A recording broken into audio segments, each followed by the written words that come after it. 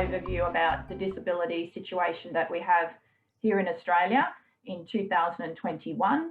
I've got a picture of Australia on the first slide there, and I've got a bit of an arrow pointing to where Cairns is, because most of you have probably never even heard of the place, let alone know where it would be in Australia. So basically I live in the state of Queensland. I am about a 2-hour plane flight from Brisbane, which is the city of the capital city of the state of Queensland, and I'm about a 3-hour flight from Sydney, which I'm sure most of you would have seen at least on the New Year's Eve fireworks, because we're pretty proud of what we do every year with our fireworks over Sydney Harbour. My name's Natalie Bird, and before we start, I just want to do an acknowledgement of country. This has become very important for most people now in Australia when they do presentations. So I'd like to acknowledge the First Nation peoples of the world, their rich cultures and their knowledge of the natural environment, and pay my particular respects to the Australian Aboriginal and Torres Strait Islander peoples, who are the traditional custodians of the lands and waters of Australia. And I'd like to pay my respects to their elders, past, present and emerging. So just a little bit of information about Cairns. The city I live in has a population of about 155,000 people. It was founded back in 1876 as part of the Australian Gold Rush era. We are the 5th most popular city in the state and about the 14th biggest in Australia. Tourism is our major industry, and I've got some photographs there of some of the different places around our beautiful city. We live in the tropics, so we have very high rainfall. In the old scale, it's about 78 inches a year. And our temperature, we get to sort of around about 30 degrees Celsius in the daytime, which is about 85 degrees, I believe it says there in Fahrenheit, to give you an idea. And Cairns is kind of nestled between the Great Barrier Reef and World Heritage Rainforest, which is heritage protected.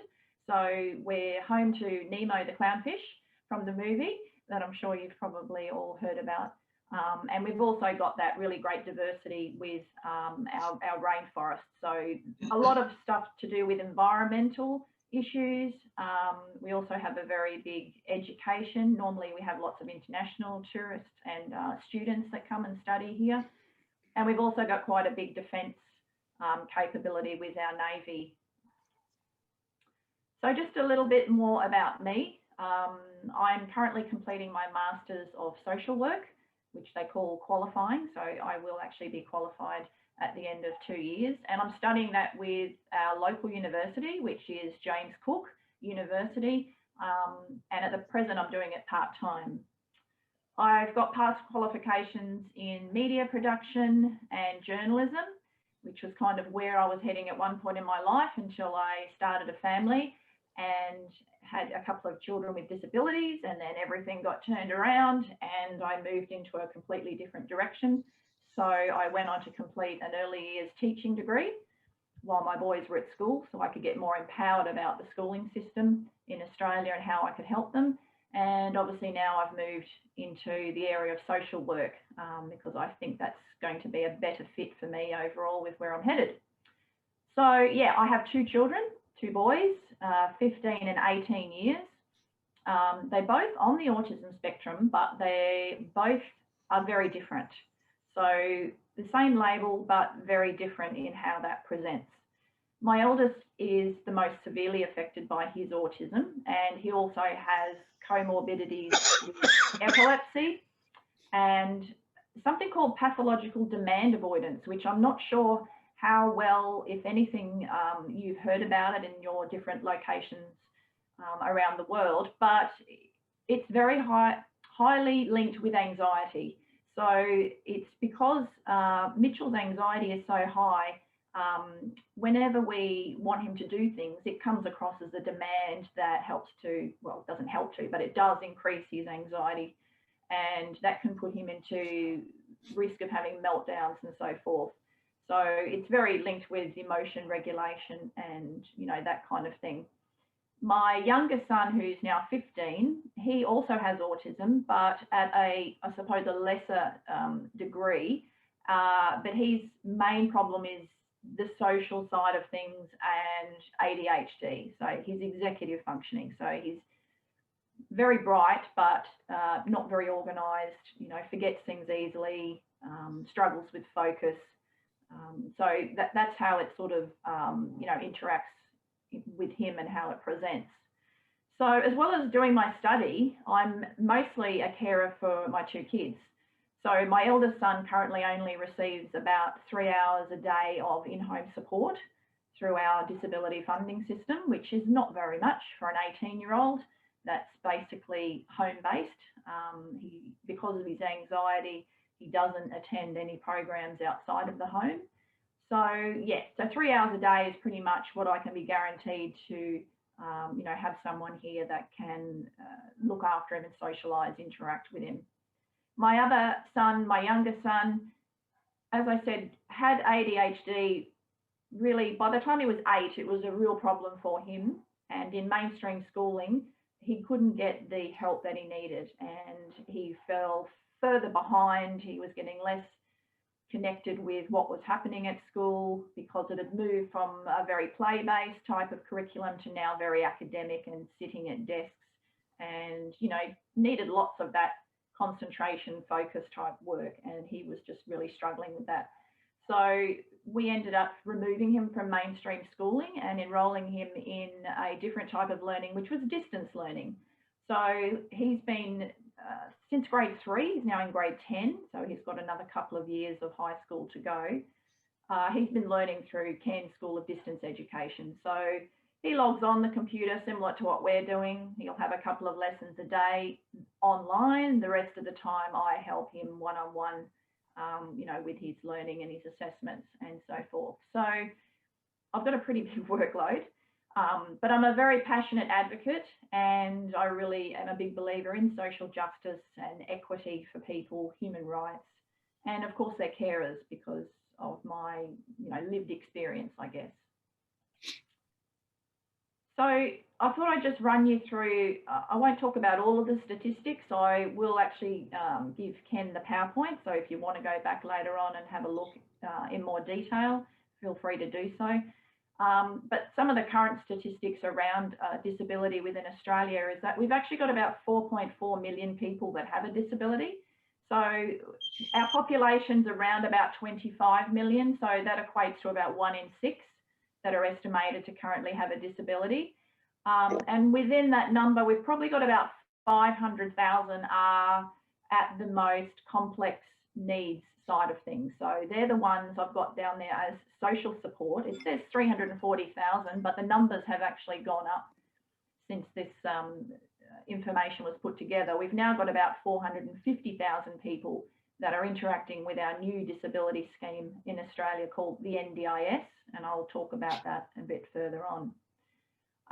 Income and finance. So yeah, we've got almost half of those people with disability in Australia actually receive a government payment as their main source of income.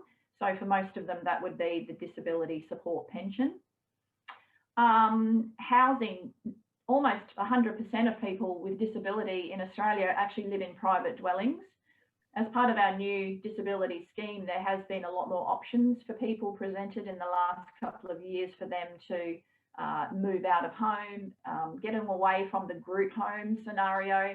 So giving people a lot more freedom and choice about where they want to live, who they want to live with, which, is a great development for people. Justice and safety. Unfortunately, there are a large percentage of adults that have disability that have unfortunately experienced violence in their lives, and that's one of the issues that is being heavily looked into at the moment by what we have in Australia called a Royal Commission, which was started by our federal government, and again I'll mention that a bit further on. Yeah, I think the other thing to remember is that about 36% of the people that receive a disability support pension in Australia have a psychological or a psychiatric condition. So we still have a lot of issues with, hidden invisible disabilities. and trying to bring that side of things to our community to make people aware that not everyone with a disability, you're going to be able to see it. And we very much have that experience with autism because, you know, it's not an obvious disability. So trying to make people more aware of these, you know, psychological and psychiatric conditions is very important. I suppose the last thing I'd mention on there is that we've only got just about 53% at the moment of people with a disability that are of working age that actually participate in our workforce.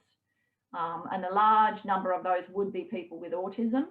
And again, we're really trying to advocate for our federal and state governments and even our local governments to really start looking at hiring more people with disability and, you know, trying to push reforms in that area because there's a lot of people that want the chance and, you know, just need a foot in the door to prove their worth. I've also just put in a slide here about the carer statistics because obviously this is very important to me, being a carer, and the fact that there's not a lot of recognition even within Australia of, you know, the job that carers do and how they support people with disability. So we've got about 12% of the population, or about 2.7 million people in Australia are actually carers, and they provide unpaid care and support to their family members and friends. And a large proportion of those are actually under the age of 25. So we've got about in Queensland 1 in 10 young people that are actually providing care for, you know, family and friends.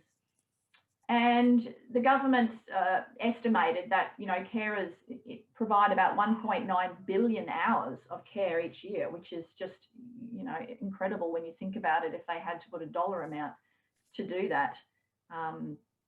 It's an awful lot of care, you know, and I think that really highlights that we need to support carers more because they are doing, you know, a massive job taking a heavy load off government and other departments. Aboriginal and Torres Strait Islander people, we still need to do a lot more work and data collection in this area. A lot of Aboriginal and Torres Strait Islander people have very different ways of seeing health and disability.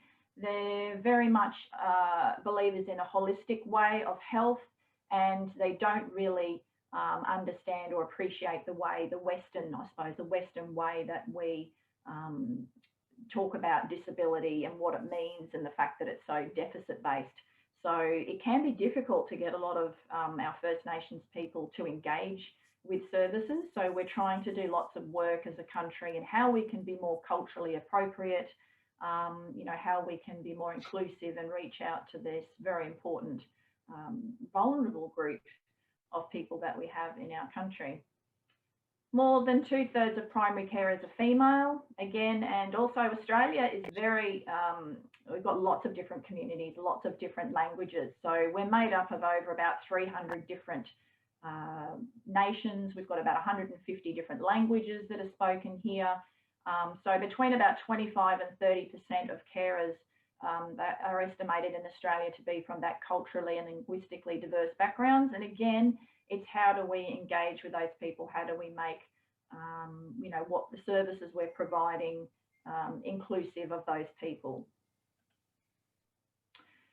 The prevalence of disability. So as I said earlier, it's about 1 in 6 people. So it's quite a lot. And about 32% of those people have got a severe or a profound disability. And for about 1 in 4 of those, or 23%, their main form of disability is a mental disability or a behavioural disability. The gender balance is about even. There's not a very big difference at all between males and females that are affected. And then I've just got a bit of a breakdown there about the age groups. So between 0 and 14, the ages, we've got about 7.6% of children that have a disability.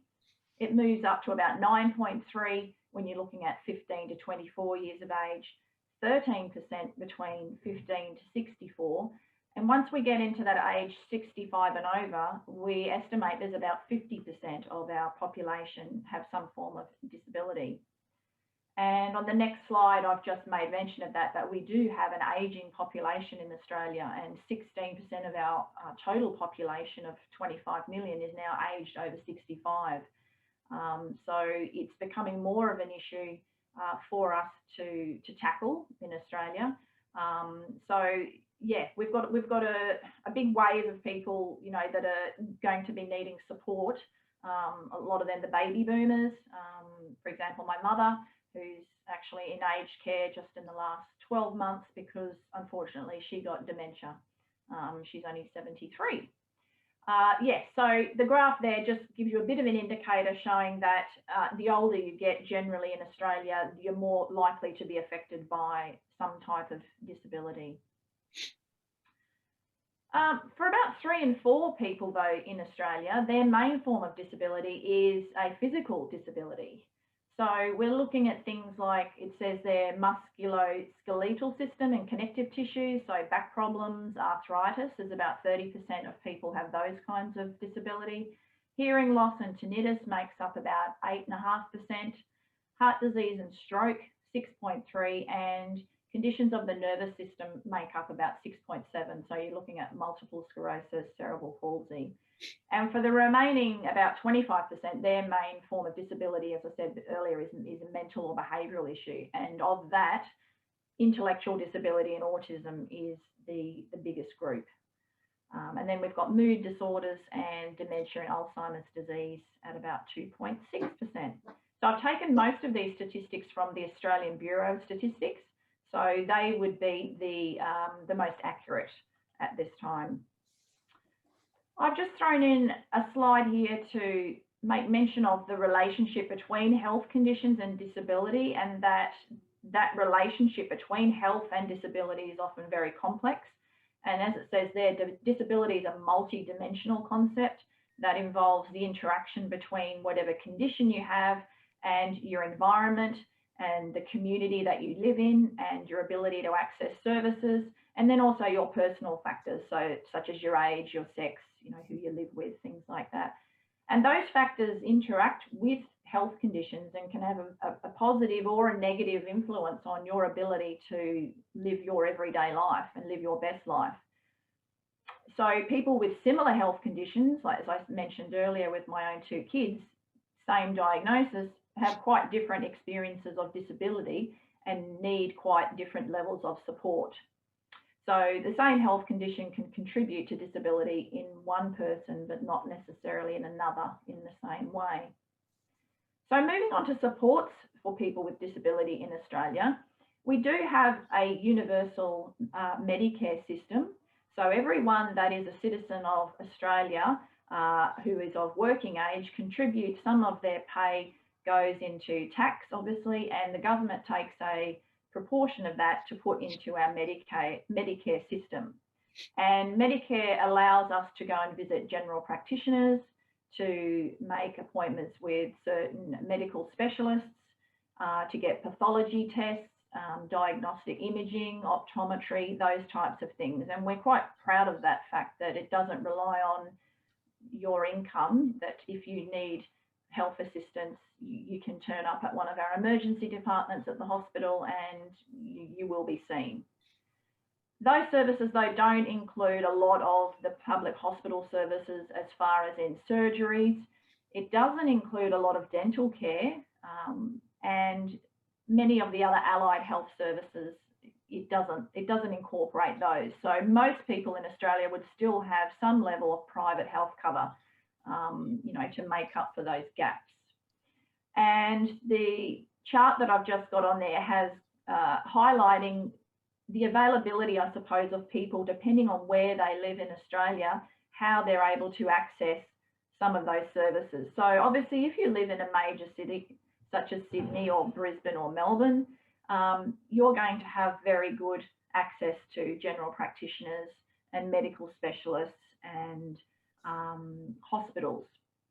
The further away you move from capital cities, which is probably similar to a lot of places, it gets more difficult. So the regional towns, you don't have quite as much access. So for example, where I am in Cairns, we have lots of general practitioners, but it gets much more difficult to see specialists in particular areas. They tend to want to stay closer to the capital cities because they feel that The opportunities to move into research and to move up the career ladder is much easier if they live closer to university hospitals and things like that. So we really need to do more to encourage people to move out of our capital cities back into the regions and, you know, bring that expertise and that knowledge with them. And the last bit I'd say about that slide is that it shows that we've got a lot of people that live in our outer regions and very remote parts of Australia. And for them, the hospitals and emergency departments can often be their only source of medical assistance. So for them, you know, they may live in towns where there aren't any general practitioners. So they have no option other than to turn up to an emergency department and try and get help that way. The main type of pension that we have for people with disability, as I alluded to before, was the disability support pension. And this is a means tested income support payment. So not obviously everybody has access to this, but once you turn 16, and if you're under that pension age, which at the moment is 65, you've got the ability to apply for the disability support pension. You also have to have, as well as a permanent disability, you have to be able to show that you've got reduced capacity to work because of that disability.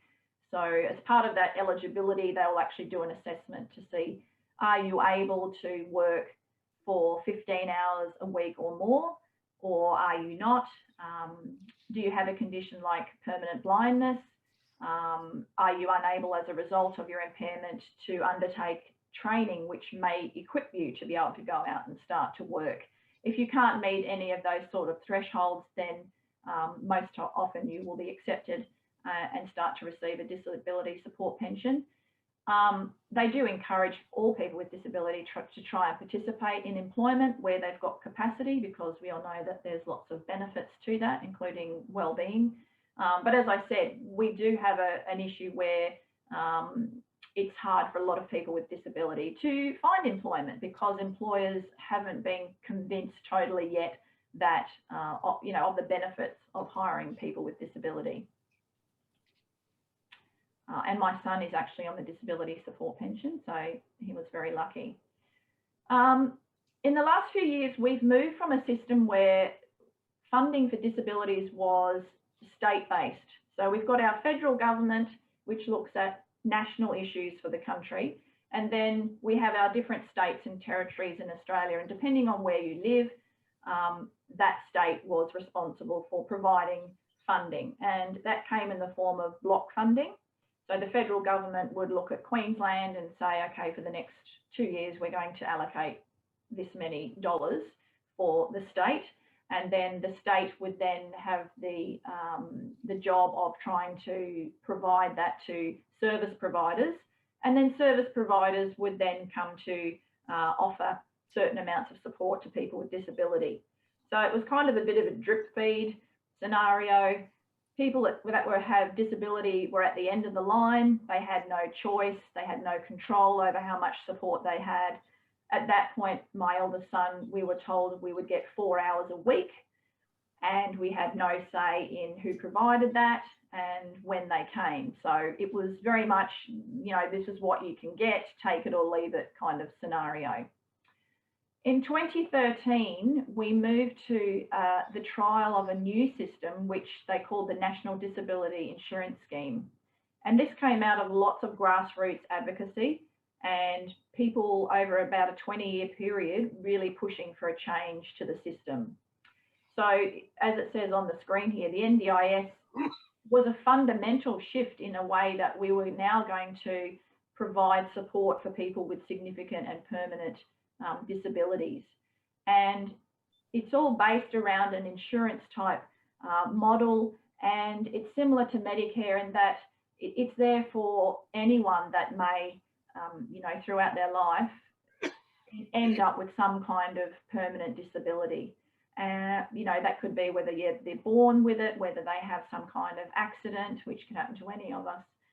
It was there for everyone. So it was founded in insurance principles, as it says there, to provide eligible Australians who have a permanent and significant disability with the reasonable and necessary supports they need.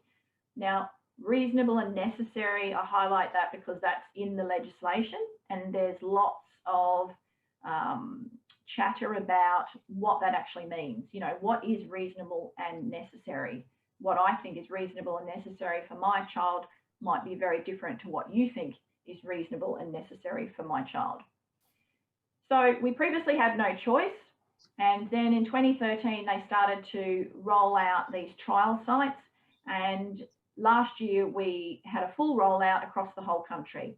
So now everyone in Australia has moved from a state-based funding model to this national scheme, and they anticipated that once it's fully implemented, we'll have about 500,000 Australians aged under 65 that will be part of this scheme. So it's not everybody. As I said earlier, we've got about 4.5 million people in Australia with a disability, but these are the people that need the most support, I suppose, that are the most vulnerable people that have a disability. And they're directly funded through this scheme, which is very different to before, where we had that block funding, which went to agencies and community organisations. So in Cairns, in my personal area, we've had the NDIS rollout. This is our 3rd year as part of the scheme. The first couple of years, we didn't have a lot of people providing services in the community, because it's very market driven, I think, is the thing that we have with the NDIS. What happens is you apply to enter the scheme. Once you've deemed eligible, you basically meet with some planning people and go through what your needs are, what your goals are, and they're very individualised to that person.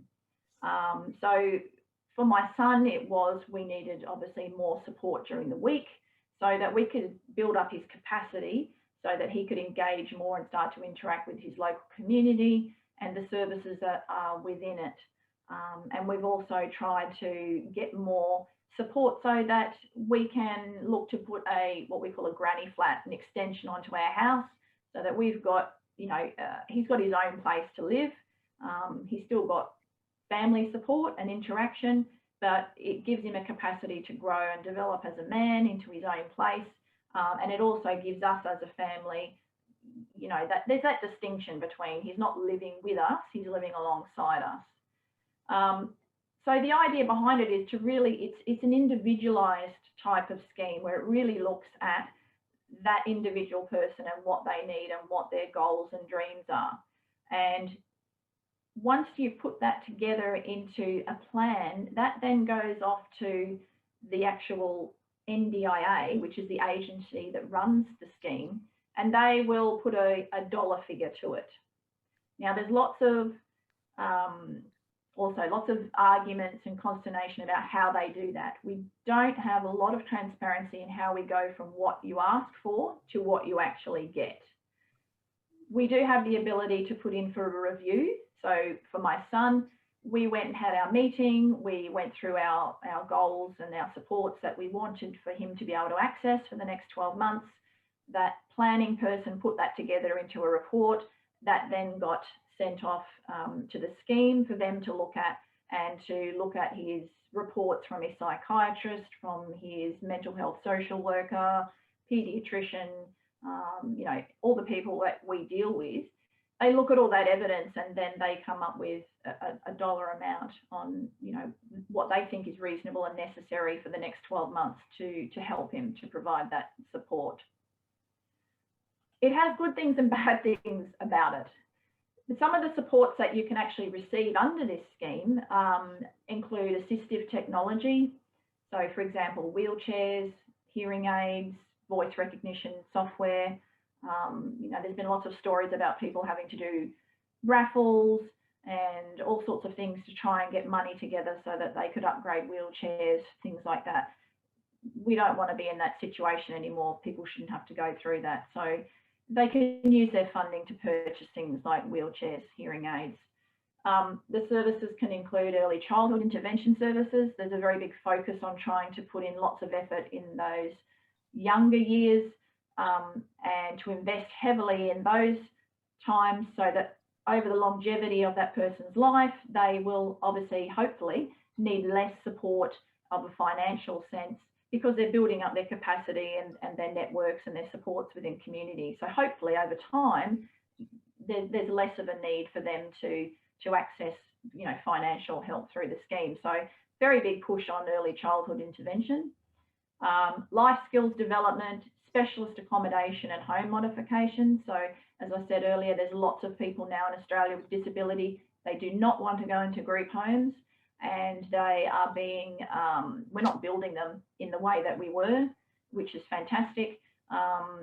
People are having much more choice now and say about where they want to live, whether it's in a unit, whether it's in a, you know, a small complex, whether it's sharing a house with 3 or 4 other people.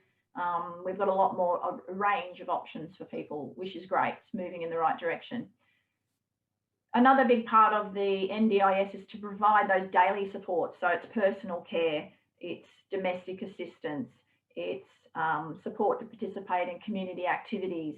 So the people that come to my home and provide support for my son will do bits of laundry. They might do some ironing. They might take my son out in the car down to McDonald's to get some chips and a Coke. You know, whatever he wants to do that day. And they also do little bits when he needs a break around the house to help out. So yeah, it's quite good. It's quite good. I won't say it's not good. It's been very helpful for me. They also have services, respite care. We don't have enough respite care, and one of the things I would say that's not quite good enough with the scheme at the moment is that understanding of the role of carers and family. The NDIS is very focused on the individual, but if we don't support those people around the individual, we end up with families falling apart, you know, family breakups, things like that. So we're still very much crisis driven with our respite, which is a big problem. And I'm always bringing that up. You know, we shouldn't have to be in crisis before we can get respite. If we had regular access to respite as carers, we wouldn't get to that stage of a crisis and everybody would be better off. And employment services is another service that people can access through the NDIS. So it's really looking at that whole of life for that person. It doesn't, we do have a bit of a discrepancy where we have the intersection between health and education, for example. So if I wanted to try and get more help for my son to go back to school, that wouldn't really fall under the NDIS scheme. I would really have to negotiate that with the education department. So we do have, there is a little bit of bickering between at times who's responsible for what under the scheme, but people always have the ability to put in for a review of the circumstances, and if it's you know, a really serious issue, to actually take it to a tribunal, which is an impartial board of people that will actually look at the scheme. They're not actually employed by the scheme or the agency. They sort of sit outside of that and they will look at people's cases. So we do have a number of, you know, individuals, families, carers that take things to the tribunal to try and get the best outcomes. So yeah, we've got currently about 450,000 people that are accessing the NDIS. 40% of those are aged under 14. It says here we've got about 63% of those are actually male, and the most common disability group, again, we're looking at autism and intellectual disability and Down syndrome. Psychosocial disability makes up about 9% of the people that are part of the scheme, but it is good that mental health is become part of the scheme, so that those people that, you know, do have ongoing mental health conditions which can fluctuate are able to access that support that they need. I think with autism, the government really didn't know how many people there were that had ASD conditions out there in the community, and part of that was because there wasn't really any support or services that we could access before the establishment of the National Disability Insurance Scheme. So once this, you know, became implemented, there was a lot of people that came out of the woodwork that, you know, identified as having an autism spectrum condition, and it really took them by surprise that there were so many in the community. So why the NDIS? Well, as I said, it's support that's supposed to be based on the individual's need, to provide them reasonable and necessary supports to help them live an ordinary life. And that's that's sort of the central point that people with disability and advocates and service providers that agree with this, that's what we've got to come back to. It's to make people live an ordinary life. They don't want any extra special treatment. They just want to live a normal life like everybody else.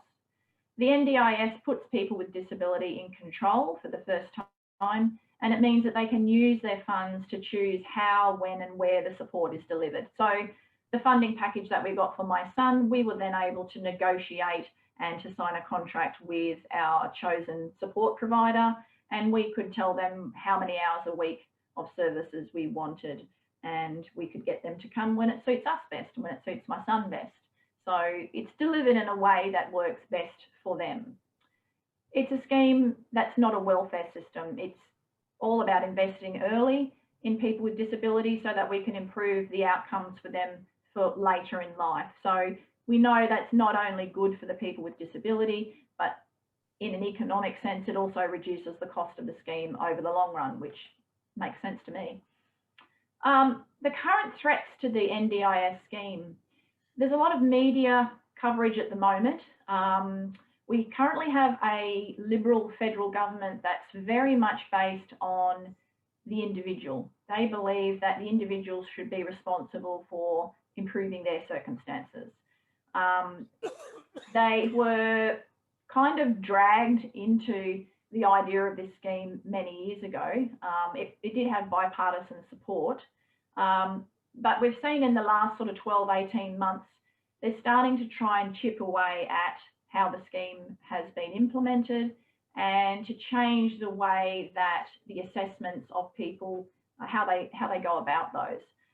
So we're doing lots of advocacy at the grassroots level at the moment. I was actually ringing members of parliament yesterday, talking about our own lived experience of disability and what the threats to the system are, because there is a real big risk at the moment that how the system is run, you know, that potentially we're going to go back to a state-funded system, which we don't want to at all. So the government's currently threatening to bring in what they call these mandatory functional behaviour assessments for all participants. So as I said, everybody has to go through a really strict process already to enter this scheme. And as I've said, there's about 4.5 million people with disability, but only about 500,000 of those are actually eligible to enter the scheme. So you already have to go through quite a big process to get access to it.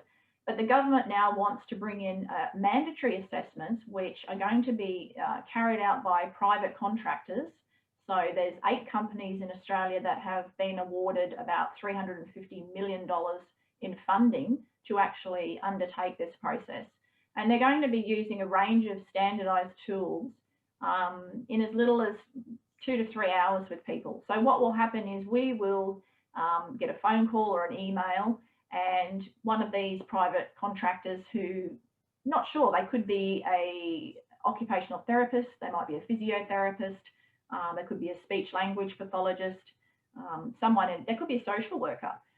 But we won't have any say in who that is. They'll actually come out to the house and they'll go through a series of these functional behaviour assessments. And obviously, because my son's not able to answer the questions, I will have to answer a number of questions, which they will then score him on and try and give him a rating to determine what level of funding he requires. So the assessors won't be known to the person. They may have no actual disability understanding of something like autism. And, you know, the questions in some of those functional behaviour assessments, they're not fit for this kind of purpose. They were never designed. We're talking about things like the WHODAS and the Vineland tests and, you know, a number of other ones that I'm sure you're probably all familiar with. But they don't capture the whole context of that person. They don't capture all the individual information, the stories, the complexity of that person. So they're not going to get an accurate picture of people's needs. You know, my fear is that, for example, they'll say, well, can your son dress himself? I say yes, but the test doesn't actually say, but is it specific to, you know, the weather? Is he dressing correctly for the weather outside? Is he dressing correctly for the location that you're actually going to? is he dressing in, you know, elasticated shorts and t-shirts and Velcro shoes, or can he do zips, buttons, things like that? All that information, just by saying yes, he can dress himself, won't be captured in these results. So it's not going to be indicative of his needs. Also, these results won't be able to be challenged by the person with disability. Once that assessment is done and that data is captured, we won't have any ability to say, hang on, we don't agree with that. You didn't put the right information in. The government wants to remove our ability to challenge. And they want to use this assessment as a primary way of determining the budget. So our fear is that they're somehow going to convert these tests into a rating scale between 1 and 100, and my sons will fit somewhere into that scale, and then that'll spit out a funding dollar amount. So everyone within disability, everyone within the service providers, everyone in this landscape is saying, no, no, no, no, no. This is not the way to go. This is not what we want. It's not going to improve the scheme. It's not going to bring more equity to the scheme. It's not going to make it fairer. It's purely about, you know, cost saving as we can see it. It's all about trying to save the government money because they're concerned about the increasing spending level of the scheme. It has to be said that just before our last election a couple of years ago, there was an underspend within the scheme of about $4.5 billion that the government actually took out of the scheme to put into other areas that they wanted to spend. You know, now we're being told that there's not enough money in the scheme. Well, it's like, well, you know, you can't put money in and then come and take money out like an ATM whenever you want to. That's not, you know, how it should operate. So, as I said, lots of advocacy, lots of work going on, lots of media coverage around disability at the moment, which, you know, is a good thing as well, even though some of it's negative. It's making people more aware. Yeah, the Royal Commission. So we have got a Royal Commission. So the federal government, we've probably got about 5 or 6 different Royal Commissions, to be honest, going into different things within Australia. And the government seems to be very good at that. When things get a bit hard, we'll just order a Royal Commission. And these are overseen and run by ex-judges usually. And they're given, you know, a scope for an area to go out and investigate for a period of years, and then to put a report together, come back and present that to government with some outcomes that they think should be implemented. We've got one at the moment into aged care because we've had lots of issues around our aged care system. And about 12 months ago, 18 months ago now, I think it was, they came out with their Royal Commission into violence, abuse, neglect, and the exploitation of people with disability. And this is still running. They've recently, as last week, asked for another 17-month extension because they are finding that there's so many issues that they can't cover them all. And they haven't got the time with what the original, you know, what it was set out to run over, which was only a couple of years. That they've noticed that they need a lot longer. So I think now they're talking about 2023 would be the earliest that they think that they can sort of tie it all up and come back with recommendations for government. But they've held hearings all around the country on a range of issues. They tend to put out issue papers and then they want people with disability, carers, service providers to actually, you know, come back and talk to those issues and tell them what's going on. So we've got issues papers at the moment in criminal justice, emergency planning, rights and attitudes, employment, the use of restrictive practices, First Nations people, safeguards and quality, violence and abuse, and promoting inclusion. So they put those out there and then wait for people. They usually give sort of a couple of months for people to put submissions in. And then they go to these hearings, and they've held some hearings already on things like housing, healthcare, the COVID-19 and how that was handled. We're still having lots of issues around people with disability having access to vaccines, the vaccination program. Originally, they were seen as obviously one of our most vulnerable groups, but there's still many, many, many people with disability that haven't had the opportunity to have a vaccine. Housing, education, and again, yeah, child protection. So it's all encompassing. It's a huge undertaking, but it's really highlighting and bringing out lots of these stories, which up until now people haven't known about in the mainstream media and mainstream community. So as horrible and as hard as it is sometimes to hear a lot of these stories and the bad practice that's gone on, it's the only way we're going to get to where we want to be to improve the situation. So in conclusion, I've probably rabbited on far too long. There's a lot to do still, even though we're seen as a fairly wealthy country that looks after its people, which we do to a certain extent. We still need a lot more work to reach equity in our services and our supports, even in a seemingly wealthy country like Australia.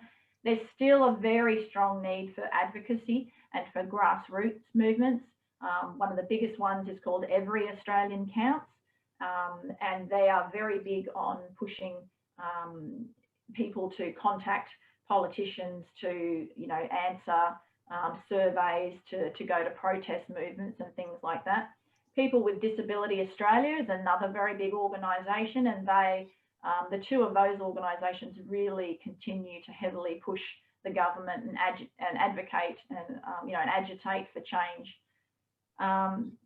The Royal Commission findings, as I said, hopefully 2023 is when we will find out what the full ramifications are, and hopefully we can then encourage whichever government we have in power to actually implement those recommendations. And on a personal level, I hope to complete my studies so that I can work in the disability advocacy space. I'd like to do more public speaking engagements if possible, and to continue to fight for those rights of both of my kids, because they've got a lot to offer, and we just need people to see that and to give them the opportunity to make this world what it could be. And I will finish there.